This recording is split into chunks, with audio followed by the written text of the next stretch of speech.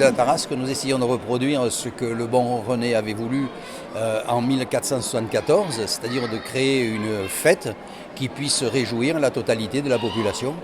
Et donc nous essayons de reproduire cela. Et aujourd'hui, nous mettons à l'honneur à la fois Sainte-Marthe et puis aussi la Tarasque. Donc il y a un côté religieux, il y a un côté païen, mais il n'empêche que les deux aujourd'hui font bon ménage. Les fêtes de la Tarasque ont une retombée économique. Déjà par le fait que nous avons de nombreux touristes qui sont là, la population participe aussi, les Tarasconnais et les Tarasconnaises participent à ces festivités. Le commerce local donc est mis aussi à l'honneur, donc c'est vraiment utile pour notre commerce. Et puis nous avons l'hôtellerie qui marche bien. Et puis vous l'avez dit, nous avons des villes jumelles qui participent à nos festivités, dont le maire de Tarascon-sur-Ariège, puisque nous avons fait un jumelage en 2017 avec Tarascon-sur-Ariège.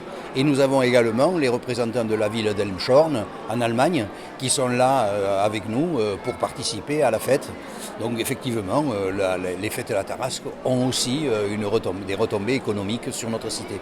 Alors nous menons une politique en matière de culture qui est basée d'abord sur nos traditions, comme je vous le disais pour les fêtes de la Tarasque, mais nous avons aussi un service culturel qui fait en sorte que nous puissions avoir des expositions.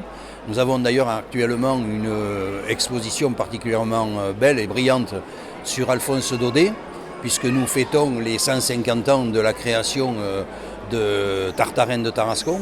Et donc nous avons notre service culturel à organiser une exposition que l'on trouve à l'intérieur de notre musée d'art et d'histoire et qui est magnifique, qui montre l'œuvre d'Alphonse Daudet et en plus la participation de cette œuvre au sein de la vie publique, voire même politique. Donc oui, il y a une exposition qui est absolument exceptionnelle, qui a été faite par notre service de la culture. Et puis nous avons des expositions de peinture, mais qui sont d'aujourd'hui, d'actualité. Et là aussi, nous voulons mettre l'art moderne à l'honneur au milieu d'une ville qui est chargée d'histoire, mais nous ne voulons pas non plus oublier l'art contemporain.